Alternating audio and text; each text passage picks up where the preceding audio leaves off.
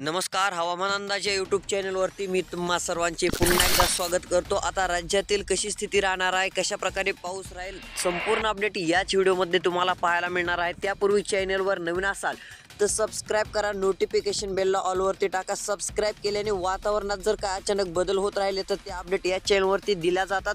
त्यासाठी फक्त सबस्क्राईब करायचे आहे व नोटिफिकेशन बेलला ऑलवरती टाकायचे आहे। तर चला पाहूयात आता सविस्तर अंदाज।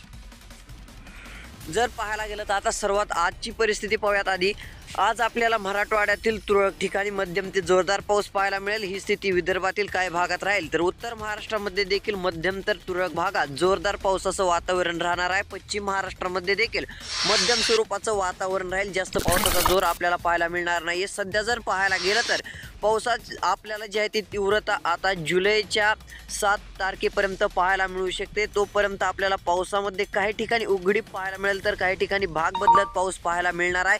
तसंच जर पाहायला गेलं तर आता खंडाचा विचार केला तर राज्यामध्ये आपल्याला खंड जास्त पाहायला मिळणार नाही, परंतु उघडीप पावसाची जर पाहायला गेले तर पावसाची उघडीप आपल्याला 7 जुलैपर्यंत पाहायला मिळेल। सध्या पाहायला गेलं तोपर्यंत एखाद्या ठिकाणी पाऊस होईल, सर्वदूर पाऊस होणार नाहीये।